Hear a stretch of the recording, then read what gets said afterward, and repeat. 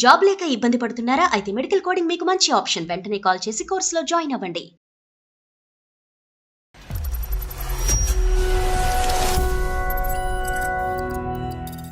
నా పెళ్ళై 2 ఇయర్స్ అవుతుంది సార్. చాలా పేద కుటుంబం మా అమ్మ వాళ్ళది. పెళ్ళేటప్పుడు ఒక 5 lakhs అప్పయింది వాళ్ళకి. పెళ్లి తర్వాత జాబ్ చేయొద్దు ఏం చేయొద్దు అని చెప్పారు మాకు. చదివిన దీనికి పెళ్ళయ్యాక ఉద్యోగం మానేయటం చాలా మంది ఉన్నారు సార్ అలాగే.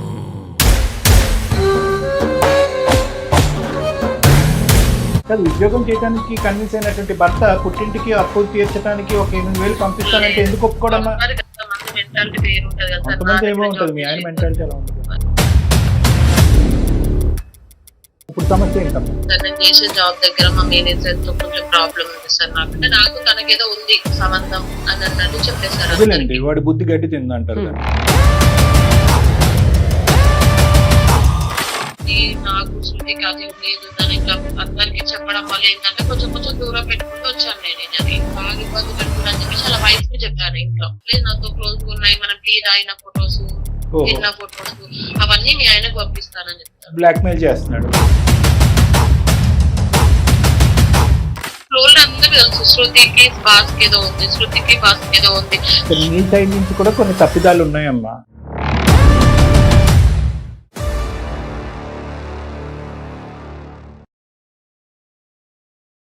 సుమన్ టీవీ అందమైన జీవితం కార్యక్రమానికి స్వాగతం. ప్రస్తుతం మనతో పాటు ఉన్నారు ప్రముఖ సైక్రియాటిస్ట్ డాక్టర్ కళ్యాణ్ చక్రవర్తి గారు కూడా. డాక్టర్ గారు నమస్తే. నమస్తే మేడం. సార్, ఈ రోజు మనం తీసుకుంటున్న కేసు ఏంటంటే బాధ్యత ఒకవైపు, భద్రత కరువు అయిపోవటం ఇంకోవైపు. రైట్. ఆమెకున్నటువంటి సమస్యల వల్ల ఆ బాధ్యత తీసుకోవాల్సిన పరిస్థితి, తప్పని పరిస్థితిలో. మరోవైపు ఏమో తను ఉన్న ప్లేస్లో తనకి రక్షణ లేనటువంటి పరిస్థితి. అయ్యో. ఆ రెండింటి మధ్య కొట్టుమిట్టాడుతూ ఆమె మనకి ఈమెయిల్ మెయిల్ చేశారు సార్. తప్పకుండా మేడం. అందుకని అది పిక్ చేసుకున్నాము. ఒకసారి ఆమెతో మాట్లాడదాం. మాట్లాడండి మేడం. అసలు ఏం జరిగిందో ఆమె మాటలను వింటే మీకు అర్థం అవుతుంది. 100%. శృతి సార్ అమ్మాయి పేరు. అమ్మా. హలో, శృతినా అమ్మా? అవును మ్యామ్. నేను నిరుపమ, సుమన్ టీవీ అందమైన జీవితం కార్యక్రమం నుంచి కాల్ చేస్తున్నానమ్మా. థ్యాంక్ యూ మ్యామ్, చాలా థ్యాంక్ యూ. అమ్మా, అసలు ఏమైంది? మనతో పాటు డాక్టర్ కళ్యాణ్ చక్రవర్తి గారు కూడా ఉన్నారు. ఒకసారి మీ సమస్య ఏంటంటే చెప్తే దానికి ఏమన్నా పరిష్కార మార్గాన్ని చూపించే దిశగా ప్రయత్నం చేస్తామమ్మా. మీ సమస్య ఏంటో చెప్పండి అసలు ఫస్ట్. నమస్తే సార్. చెప్పండి అమ్మా. ఏంటమ్మా, ఎవరిది సమస్య ఏంటి? నా పెళ్ళై 2 ఇయర్స్ అవుతుంది సార్. 2 years. మాది చాలా పేద కుటుంబం సార్. మా అమ్మ వాళ్ళది. పెళ్ళేటప్పుడు ఒక 5 lakhs అప్పయింది సార్ మా వాళ్ళకి. అయితే మా ఆయనకి ఏదో కన్విన్స్ చేసి జాబ్ చేద్దామని చెప్పేసి, ఆయనకు జాబ్ చేయడం ఇష్టం లేదు. కాదు, పెళ్లికి ముందు నువ్వు జాబ్ చేస్తున్నావమ్మా? పెళ్లికి ముందు జాబ్ చేశాను సార్. పెళ్ళైన తర్వాత జాబ్ చేయొద్దు ఏం చేయొద్దు అని చెప్పారు నాకు. అది మీ కండిషన్ అమ్మా, మీ అగ్రిమెంటా? భార్య భర్తలు ఇద్దరిది, అంటే పెళ్లి అయిన తర్వాత ఉద్యోగం చేయకూడదని ఇంట్లో పెద్దవాళ్ళే చెప్పారు. పెళ్లి తర్వాత జాబ్ చేయొద్దు ఏం చేయొద్దు అని చెప్పారు మాకు. మీ పెద్దవాళ్ళ వాళ్ళ పెద్దవాళ్ళ? వాళ్ళ పెద్దవాళ్ళు చెప్పారు సార్. వాళ్ళ పెద్దవాళ్ళు చెప్పారు. మా అత్తమ్మ మామయ్య చెప్పారు, మా ఆయన కూడా చెప్పారు. ఎందుకో చదివిన దేనికి పెళ్లి అయ్యాక ఉద్యోగం మానేయటం? చాలా మంది ఉన్నారు సార్ అలాగా. 1 month మానేశాను. పెళ్ళైన తర్వాత మళ్ళీ మా ఆయనకి కన్విన్స్ చేస్తున్నారు. బావ వాళ్ళ కాదు, బావ ఇలా జాబ్ చేస్తాను ఇది ఇది అని చెప్తే సరే అని చెప్పి ఒప్పుకున్నాడు తను. మళ్ళీ పాత జాబ్ కి కంటిన్యూ గా వెళ్తున్నాను నేను. అయితే అమ్మ వాళ్ళకి మంత్లీ నేను మా ఆయన వాళ్ళకి తెలియకుండా కొన్ని పంపిస్తాను అన్నట్టు అమ్మ వాళ్ళకి డబ్బులు. అమ్మ, నీ జాబ్ రిక్వైర్మెంట్ ఏంటమ్మా? అంటే ముందు వద్దు అనుకున్న నువ్వు మళ్ళీ జాబ్ లో ఎందుకు జాయిన్ అయ్యారు మళ్ళీ 1 month తిరక్క ముందే? చెప్పింది కదా అంటే అమ్మ వాళ్ళకు ఒక 5 lakhs అప్పయింది అమ్మ వాళ్ళకి. అప్పు క్లియర్ చేయడం గురించి జాయిన్ అయ్యారు. కొన్ని చిట్టీలు వేసాను. పెళ్లి కాకముందు కొన్ని చిట్టీలు ఉన్నాయి, నేర్పుదామని చెప్పేసి నేను జాబ్ లో మళ్ళీ జాయిన్ అయ్యాను. మేము హైదరాబాద్ షిఫ్ట్ అయిపోయాము. ఓకే. మా ఆయన floor manager sir gold section లో. తనకి ఇష్టం లేదు నేను జాబ్ చేయడం. ఫస్ట్ ఇద్దరం చేస్తే ఒకళ్ళు ఇల్లు రెంట్, ఒకళ్ళు బాగుంటది కదా, ఒకళ్ళు రిక్వెస్ట్ చేశారు. సరే ఓకే అని చెప్పాడు. ఎంత మొత్తం మీ పుట్టింటికి పంపిస్తున్నారమ్మా? నాకు 18,000 సాలరీ వస్తుంది సార్. నేను ఒక 8,000 అమ్మ వాళ్ళకి పంపిస్తాను, 10,000 మా ఆయనకి ఇస్తాను. మీ ఆయనకి తెలుసా 8 పంపిస్తున్నారని? మీరు అసలు పంపిస్తున్నారని తెలుసా? లేదు, నాకు 10,000 అనే చెప్పాను. శాలరీ 10 అనే చెప్పింది. 10 అనే చెప్పాను. అది తెలియకుండా అమ్మ వాళ్ళకి సేవింగ్ అంటే అమ్మ వాళ్ళకి పంపిస్తాను అన్నట్టు. కాదు, ఉద్యోగం చేయడానికి కన్విన్స్ అయినటువంటి భర్త పుట్టింటికి అప్పు తీర్చడానికి ఒక 8,000 పంపిస్తానంటే ఎందుకు ఒప్పుకోవడమ్మా? అంటే కొంతమంది మెంటాలిటీ వేరు ఉంటది కదా. కొంతమంది ఏమో ఉంటది, మీ ఆయన మెంటాలిటీ అలా ఉండదు. సరే ఏదైనా చెప్పి చేస్తే బాగుంటది కదా, ఎందుకు గోప్యం? మళ్ళీ తర్వాత తెలిస్తే కనుక మళ్ళీ ఇంకా జీవితకాలంలో నేను ఉద్యోగం చేయను. మళ్ళీ ఇష్యూస్ అవుతాయి. అదే కదా సార్, జాబ్ చేయనియరు. మీరు ఏ ఉద్యోగం చేస్తూ ఉంటారు శృతి గారు? క్రెడిట్ కార్డ్ డిపార్ట్మెంట్ లో జాబ్ చేస్తూ ఉంటారు, సంతోషం.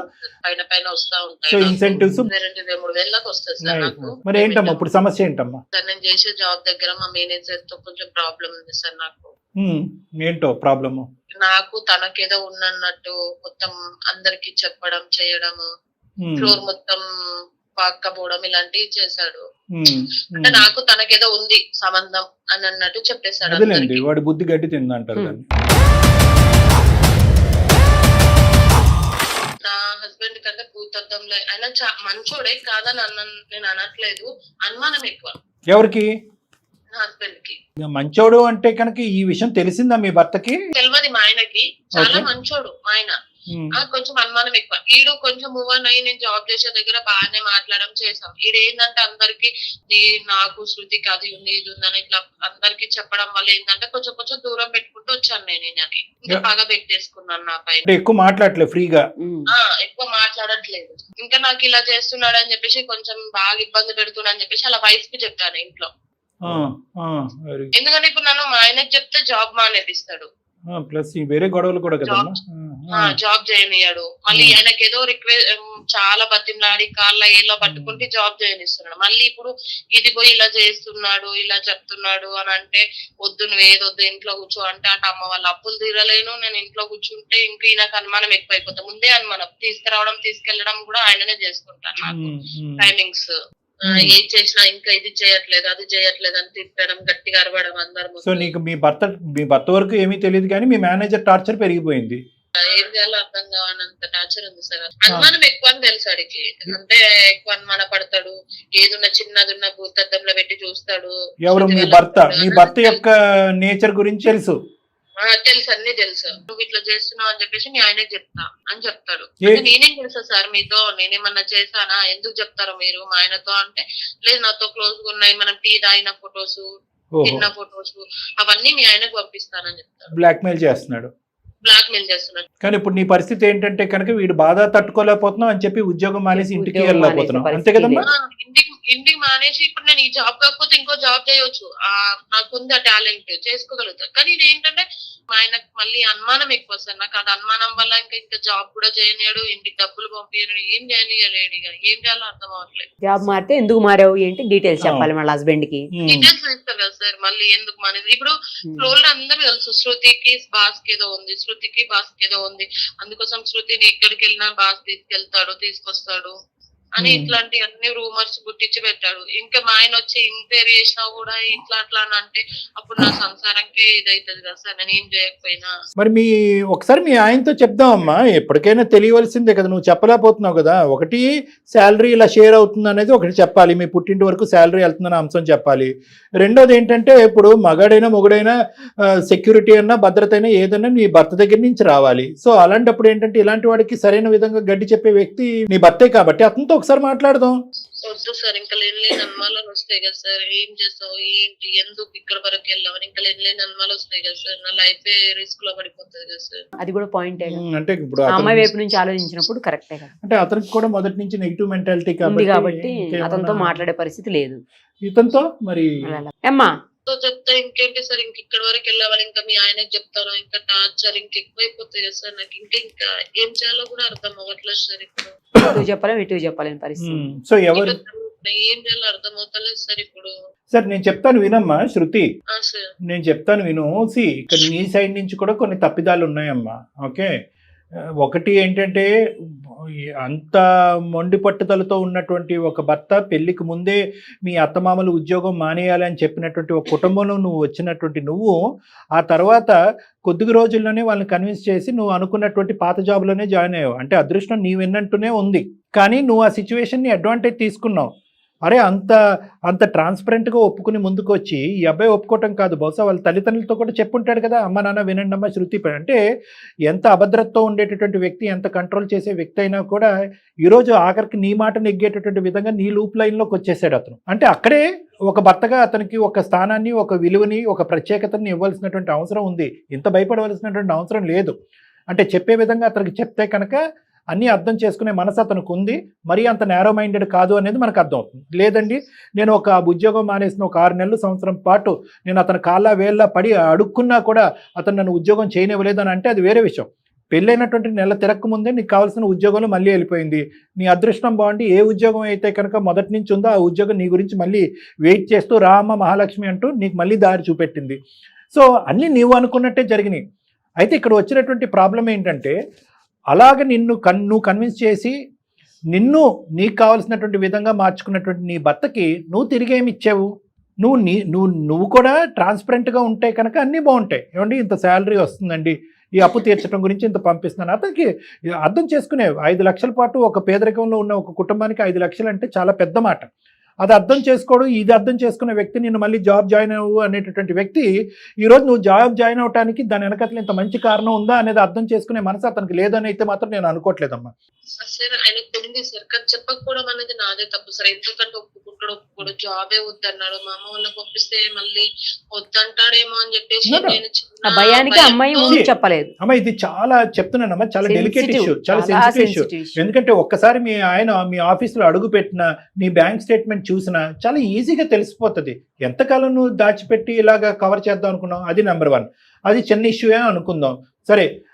నేను అనేది ఏంటంటేనమ్మా, అతను ముందుకు నీ యొక్క ఆలోచనని నీ యొక్క ఇంట్రెస్ట్ని కాపాడటం గురించి అతను ఒక 4 అడుగులు ముందుకేసినప్పుడు నువ్వు అతనికి తగ్గట్టుగా ఒక 2 అడుగులు ముందుకేసి ఇంకా ట్రాన్స్పరెన్సీ పెంచుకుని, ఇంకా నమ్మకాన్ని పెంచుకుని, ఇంకా బాండ్ని పెంచుకునేటట్టు అయితే కనుక ఈరోజు ఈ సబ్జెక్ట్ ఏదైతే ఉందో హెరాస్మెంట్, ఈ సాడిస్ట్ గారి హెరాస్మెంట్ ఉంది, అది చాలా ఈజీగా మీ హస్బెండ్ వరకు చెప్పేటటువంటి అవకాశం ఉండేది. ఇప్పుడు ఏంటంటే నీకు 2 సమస్యలు వచ్చేసినాయి. ఇప్పుడు వరకు ఏది సీక్రెట్గా దాచిపెట్టినటువంటి నువ్వు ఇష్టపూర్వకంగా ఉద్యోగం వరకు పంపించినట్టు నీ భర్తకి నెంబర్ 1 చిన్నది శాలరీ పరంగా దాచిపెట్టావు. ఇప్పుడు రెండో అంశం ఏంటి? ఈ ఇష్యూ, వీడి ఇష్యూ. సో నేను అనేది ఏంటంటే నిజంగా ఈ సమస్యకు ఒక పరిష్కారం కావాలి, నాకు ఉద్యోగం చేయటం తప్పదు అంటే కనుక ఆప్షన్ 1 ఏంటంటే ఉన్నది ఉన్న పలంగా మీ భర్తకి చెప్పు. ఏమండి, ఎందుకంటే ఇది ట్రేడ్ సీక్రెట్ కాదు, ఇది ఒక భయంకరమైనటువంటి రహస్యం కాదు. ఖచ్చితంగా నీ దగ్గరకు వచ్చేటటువంటి డబ్బులు నువ్వు కష్టపడేది నీ కుటుంబాన్ని కాపాడటం గురించి కష్టపడుతున్నావు అనే అందులో నీ సైడ్ ఏం తప్పు కూడా లేదు, నీ సైడ్ తప్పు లేదు. నెంబర్ 1. నెంబర్ 2 ఏంటంటే ఇదే ఉద్యోగం, ఇదే పరిస్థితి, ఇదే ఆఫీసు, దిక్కులేనటువంటి పరిస్థితి, ఇక్కడే నేను ఉండాలి అంటే కనుక అందులో ఏంటంటే ఒక చెడు ప్రచారం జరిగింది. ఏది? మీ ఆఫీసులో మిగతా సభ్యుల మధ్యన ఒక చెడు ప్రచారం జరిగింది. వీడే వచ్చి ప్రత్యేకంగా మీ ఆయనకి చెప్తాడు అనే అవసరం కూడా లేదు. వేరే వాళ్ళు ఎవరు బుద్ధి కరెక్ట్గా లేకపోతే వేరే వాళ్ళ ద్వారా కూడా ఈ సోర్స్ ఆఫ్ ఇన్ఫర్మేషన్ నీ భర్త వరకు చేరడానికి ఒక అవకాశం ఉంది. ఈ దారిన ఆ దారిన మీ భర్తకి చేరే ముందే నువ్వే నీ భర్తకి ఇలా ఉందండి పరిస్థితి, ఒకటి ఇది నేను మీ దగ్గర దాచిపెట్టాను ఎందుకంటే మీరు నా చేత ఉద్యోగం మానిపిస్తారనేటటువంటి భయంతో, ఇది ఎప్పటికైనా మీకు తెలియవలసిన నిజమే కాబట్టి ఇప్పుడు చెప్తున్నాను, ఇంత మొత్తం శాలరీ అక్కడికి వెళ్తాను. ఆ విషయం గురించి నువ్వు ఎందుకు చెప్పలేదని కోప్పడతాడేమో కానీ ఎందుకు అలా పంపిస్తున్నావు అనేటటువంటి విధంగా కోప్పడతాడు నీ భర్తని నేను అనుకోవట్లేదమ్మా. అది నెంబర్ 1. నెంబర్ 2, ఈ ఇష్యూ కూడా చెప్పండి, ఈ ఇష్యూ ఇలా ఉంది అని చెప్పండి. నేను ఆప్షన్ బి కూడా నేను మీకు ఒక సొల్యూషన్గా చెప్పగలను.